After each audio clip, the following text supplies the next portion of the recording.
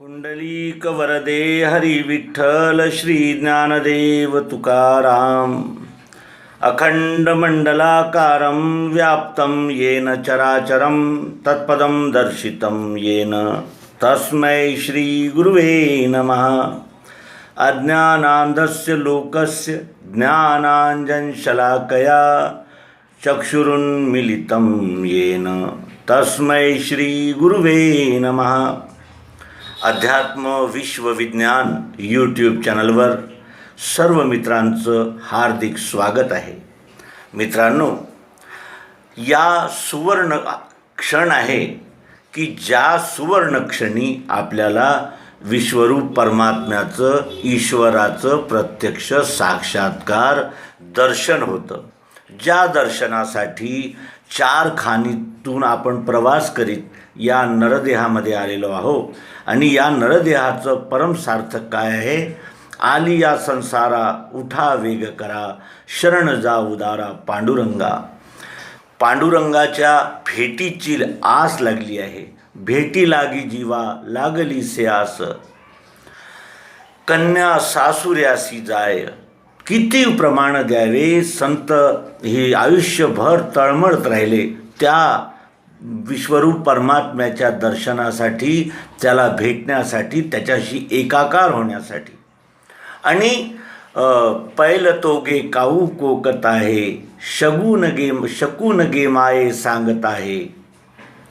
ज्ञानेश्वर महाराज असे सर्व संतजन आयुष्यभर ज्या सत्याच्या शोधामध्ये राहिले आणि जे सत्य मिळवणं हाच त्यांच्या जीवनाचा परम उद्देश होता, तेच सत्य प्राप्त करण्याचा सुवर्ण क्षण या क्षणी आपल्याला लाभलेला आहे. आणि ते महत्त्वपूर्ण आणि अत्यंत मौलिक असं दान श्री सद्गुरू मायानंदजी चैतन्य यांनी आम्हा सर्व अध्यात्म विज्ञानाच्या, अध्यात्म क्षेत्राच्या, धार्मिक आणि ज्याला म्हणतात की मानवतेच्या क्षेत्रामध्ये प्रवण करण्यासाठी हा बोध प्रत्यक्ष यथार्थ रीतीने करून दिलेला आहे. धार्मिक आहोत असं समजून आपण जन्मभर सांप्रदायिक पंथिक राहतो. सर्वांना ईश्वर आहे हे कळते, पण तो ईश्वर आम्ही मानतो तसाच आहे ही जी एक आढ्यता आहे, त्यामुळेच सगुण निर्गुण, साकार निराकार, जड चैतन्य या प्रकारचे द्वैत उभे झाले.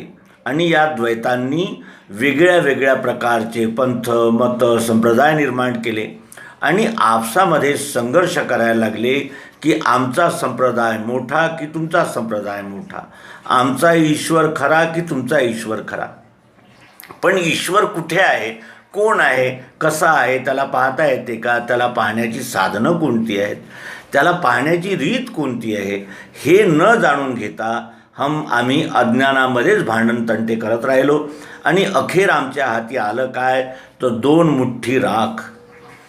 या जीवनाचा शेवट म्हणजे 2 मुठ्ठी राखच आहे का? 2 मुठ्ठी राख होण्यासाठीच आम्हाला विश्वरूप परमात्म्याने मन, बुद्धी, चित्त आणि अहंकार हे अंतरेंद्रिय, डोळे, कान, नाक, त्वचा आणि जीभ हे ज्ञानेंद्रिय दिले असतील का? त्यांनी हा जो डोलारा उभा केलेला आहे हा केवळ दुःख भोगण्यासाठीच असेल का?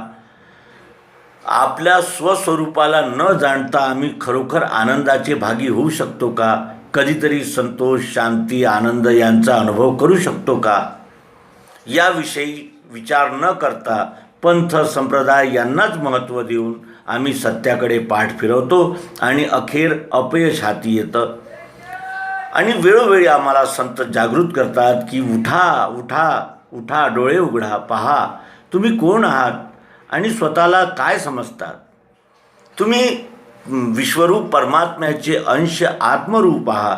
तुम्ही स्वतःला देहरूप मानून या देहाच्या सुखासाठीच वेगवेगळे प्रयास करता. पण जो या देहामधून बोलतो आहे, जो पोपट या देहातून बोलतो आहे, ज्यानं हे शरीर धारण केलेलं आहे, त्याचा कधी विचार, त्याचं कधी दर्शन करण्याची इच्छा तुम्ही बाळगली आहे?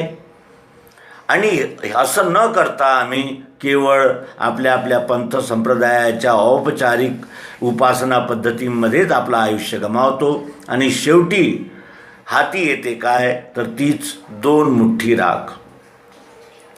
आपण या सर्वांग योग मालिका मराठी या मालिकेमध्ये क्रमशः सर्वांग योगाला जाणत जात आहोत.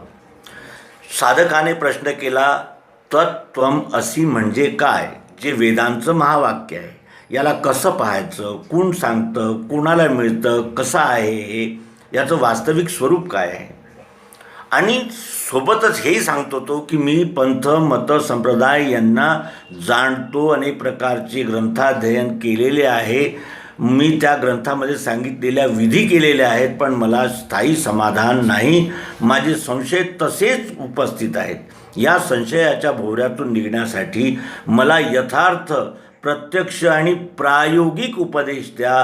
प्रायोगिक पद्धतीने मला हा सिद्धांत उलगडून सांगा की तो तूच आहेस. तत्त्वम असी. तत्त्वम असीचा खुलासा भगवान श्री मायानंदजी चैतन्य यांनी केला.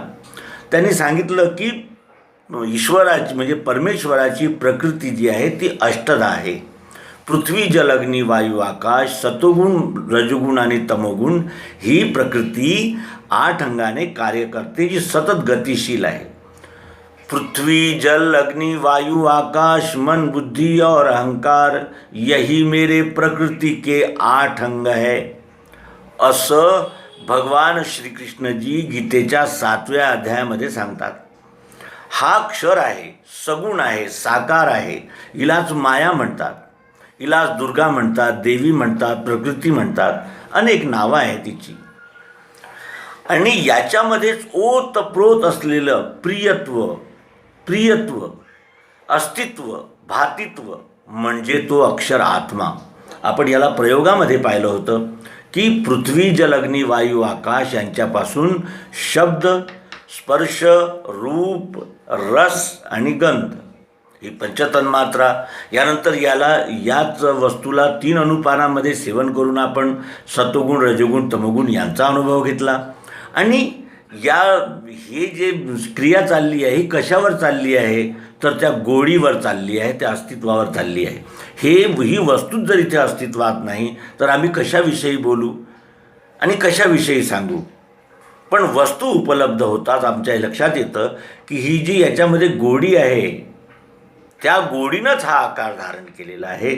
आणि ही गोडी म्हणजेच तो अक्षर आत्मा आहे, जी कधी मरत नाही, तुटत नाही, फुटत नाही, नित्य असते, सदैव असते.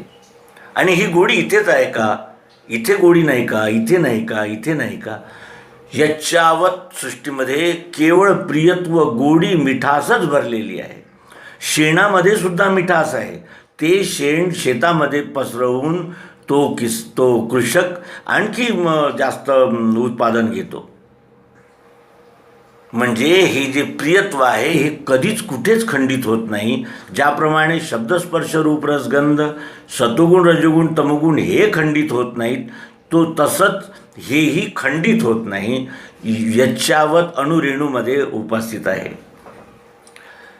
अणुरणिया तो कडा तुका आकाशा एवढा, ह्याचं मर्मच हे आहे. तर हा सगुण आणि निर्गुण आत्मा अक्षर या दोघांचं मिलन सम्मिलन लय कसा होतो आणि तो कोण आहे, त्याचं स्वरूप काय आहे, याविषयी भगवान श्री मायानंदजी चैतन्य हे 7व्या अध्यायामध्ये सांगतात. ते म्हणतात, पहा आता पुढे जेथे बुद्धिबळ विश्रांतीचे स्थळ हेच म्हणे. क्षर अक्षर, सगुण निर्गुण, साकार निराकार हे द्वंद्व जे आहे ते आम्हाला पिटाळतच राहतं, भटकवतच राहतं, आम्हाला चैनीनं बसू देत नाही. कधी वाटते हे सत्य आहे, कधी वाटते ते सत्य आहे. पण बुद्धिबळ, आपल्या नैसर्गिक प्राकृतिक मिळालेल्या बुद्धिबळाला उपयोग करून आपण या बुद्धीच्या विश्रांतीचं स्थळ जाणून घेऊ शकतो. विश्रांती कुठे असते माणसाला? जिथे निरापद असतं, जिथे सगळं स्पष्ट असतं, तिथे विश्रांती मिळते. त्याचप्रमाणे सद्गुरू म्हणतात की आता बुद्धिबळाने विश्रांतीचं स्थळ जे आहे, ज्याला पुरुषोत्तम म्हणतात, ते काय आहे, तर त्याविषयी सांगतात की तेच निजरूप पुरुषोत्तम स्थान सांगतो ही खूण सद्गुरूची. तेच पुरुषोत्तम स्थान आहे, तेच आपलं निजरूप आहे, ही सद्गुरूची खूण आता सांगतो आहे. अष्टांगे साकार गोडी निराकार, एक करा सार नाम राही. अष्टांगे कशी आहेत? साकार आहेत. इथे पांढरं दिसते रूप, इथे असा आवाज येतो शब्द, इथे असा स्पर्श आहे खडबडीत, इथे अशी चव आहे आणि इथे असा गंध आहे. हे काय आहे? साकार आहेत. डोळ्यांनी रूप साकार केलं, कानाने शब्द साकार केला, नाकाने गंध साकार केला, जिभेने रस किंवा स्वाद साकार केला आणि त्वचेने स्पर्श साकार केलेला आहे. अष्टांग साकार, गोडी निराकार. आणि ही जी गोडी आहे ती कशी आहे? निराकार आहे. त्याला कोणताच आकार नाही. ज्या आकारामध्ये तुम्ही त्याला पाहाल त्या आकारामध्ये ती आहे. गोडी कशी आहे? निराकार आहे. वेगवेगळ्या आकारामध्ये आहे, सर्व आकारामध्ये आहे. तिचा एक नेमका हाच आकार आहे असं नाही सांगता येणार. इथेही गोडी आहे पण या आकारात, आणि इथे गोडी आहे ती, इथे गोडी आहे ती, इथे आहे ती, इथे आहे. त्या गोडीचे किती प्रकार, किती रूपानं आहे ती सर्व रूपाने एकच गोडी हा जो आत्मा आहे हाच प्रत्यक्ष होत आहे. अष्टांगे साकार गोडी निराकार, एक करा सार नाम राही. आता याला जर म्हटलं आम्ही दुकानदाराला की पांढरं पांढरं द्या, तर तो नेमकी हीच वस्तू देणार नाही आहे. आम्ही जर म्हटलं त्याला गोड गोड द्या, तरी ही वस्तू नाही मिळणार आम्हाला. पण साखर, खडी साखर द्या असं म्हणताबरोबर ही वस्तू उपस्थित होते. चष्मा म्हणताबरोबर ही वस्तू उपस्थित होते. म्हणजे नामामध्ये क्षर अक्षर या दोन्ही भूमिकांचा लय होतो. साकार निराकार, सगुण निर्गुण, जड चैतन्य ह्या काय आहेत? भूमिका आहेत, भाव आहेत. आणि हे दोन्ही भाव सत्य आहेत आणि दोन्ही भावांचा लय वस्तूमध्ये होतो. वस्तू ही वस्तू आहे, ही वस्तू आहे, ही वस्तू आहे, ही वस्तू आहे, सगळ्या वस्तूच आहेत या. आणि वस्तूंना नाव असतंच. विना नावाची वस्तू इथे असू शकत नाही. आणि ज्या नावामध्येच या सगुण निर्गुण या दोन्ही भूमिकांचा लय होतो. अष्टांगे क्षर साकार गोडी निराकार, एक करा सार नाम राही. ते साखर नाम जाणा पुरुषोत्तम. हे साखर, हे जे नाम आहे हे पुरुषोत्तम भाव आहे. द्वामिमो पुरुषो लोके शरश्चाक्षर एवच, क्षरहा सर्वाणि भूतानि कुटस्थो क्षर उच्यते. आणि या दोन्ही भावांचा लय कुठे होतो? पुरुषोत्तममध्ये होतो. श्रीमद भगवद्गीतेचा 15वा अध्याय पुरुषोत्तम योग आहे. पुरुषोत्तम म्हणजे सगुण पुरुष आणि निर्गुण पुरुष या दोन्ही पुरुषांचं परमोत्तम लय स्थान आहे पुरुषोत्तम नाम. आणि म्हणूनच नामाचा महिमा संत गातात. आपण त्या नामाचा अर्थ केवळ रामकृष्ण हरी, ज्ञानोबा तुकाराम या प्रकारचा केला. नामाकडे त्यांचं निर्देशन करणे आणि वेळोवेळी नामाचा महिमा सांगण्यासाठी त्यांनी हरिपाठ रचले. एकनाथ महाराज, ज्ञानेश्वर महाराज निव्वळ नाम नाम नाम. का बरं असं म्हणतात ते? गत विभूतींचं नाव घेऊन आमचं काही कल्याण होणार आहे का? हां, हे होऊ शकते की आम्ही त्यांच्या गुण चरित्र आणि ज्ञानाकडे आकर्षित होऊ, असं होऊ शकते. पण नाम म्हणजे काय? नाम याला म्हणतात ज्याच्यामध्ये साकार निराकार या दोन्ही भावांचा लय होतो. ते साखर नाम जाणा पुरुषोत्तम, आहे निज धाम दोहोचेही. नामामध्ये सगुण साकार आणि निर्गुण निराकार या दोघांचाही लय होतो. तोच हा साकार, तोच हा साकार, तोच निराकार. आता आम्हाला चहा करायचा आहे, आम्हाला म्हणजे साखर पाहिजे आहे, त्याच्यातली गोडी आम्हाला पाहिजे, म्हणजे आम्हाला चहा बनवायचा आहे. तर निराकार साखर येईल का आमच्यापर्यंत? नाही, ते आकार धरूनच येईल. किंवा आकार नाही आहे आणि साखर आहे, किंवा साखर गोडवा आहे आणि आकार नाही आहे, मिठास नाही आहे, असंही होऊ शकत नाही. या दोन्ही भूमिका एकामध्ये लय पावतात. तोच हा साकार, तोच निराकार, दोहीचा आधार तोच एक. हे नाम हेच या दोन्ही भूमिकांना आधार बनलेला आहे. एका वस्तूमध्ये कल्पना या तीन, एकच वस्तू आहे पण एकाच वस्तूमध्ये तीन प्रकारच्या कल्पना केलेल्या आहेत: सगुण साकार, निर्गुण निराकार आणि नाम. एका वस्तूमध्ये कल्पना या तीन, जाणताच लीन वृत्ती होते. नामाचा महिमा असा आहे की नामाचा बोध होताच सर्व वृत्ती लीन होतात. म्हणजे आम्हाला विश्रांती मिळते, आमचं स्थान आम्हाला कळतं. नामामध्येच आम्हाला म्हणजे संपूर्ण संशयभ्रमातून मुक्ती मिळवून देण्याचं सामर्थ्य आहे आणि म्हणूनच नामाचा महिमा संतजन गात राहतात. एका वस्तूमध्ये कल्पना या तीन, जाणताच लीन वृत्ती होते. मग निजरूप विश्वाकार दिसे. मग आपल्याला आपलं हे जे निजरूप आहे ते विश्वाकार दिसतं. अग्नी, वायू, आकाश, पृथ्वी, जल हे पिंड हा विश्वाकार आहे. माझं खरं स्वरूप हे विश्वाकार आहे. मी विश्वाकारातलाच एक घटक आहे, पण कणरूपाने स्वतःला या विश्वापासून वेगळा मानत असल्यामुळे मला जन्ममृत्यूची भीती वाटते. पण या विश्वाचा जन्म कधी होतो, याचा मृत्यू कधी होतो, मी त्याचाच अंश आहे, तिथूनच जन्मलो आहे हे विसरल्यामुळे हा जीव आक्रांत आहे आणि चारी खाणीमध्ये हा भटकत फिरतो आहे या बोधासाठी की मी कोण आहे. मग निजरूप विश्वाकार दिसे, द्वैतरूपी पिसे लया जाय. आतापर्यंत मी वेगळा आहे आणि हे वेगळं आहे असं समजत होतो, पण हा बोध होताच द्वैतरूपी पिसे लया जाय. ऐसी ज्याची बुद्धी सदोदित राही. आणि ही बुद्धी जेव्हा आपण अनुभव घेतो तर आपली बुद्धी त्या अनुभवाशी संलग्न असते, कारण ती बुद्धी जाणते की हे सत्य आहे. मग ऐसी ज्याची बुद्धी सदोदित राही, या प्रकारची एकत्व बुद्धी की सगुण आणि निर्गुण वेगळे नाहीच आहे, हा विश्वच परमात्मा आहे. यातल्या प्रत्येक घटकाच्या नावामध्ये सगुण साकार आणि निर्गुण निराकार, जड चैतन्य या दोन्ही भूमिकांचा लय नामात होतो. ऐसी ज्याची बुद्धी सदोदित राही, तोच अनन्य ही वेदवाणी. तोच अनन्य आहे. भक्त तर सर्वच आहे.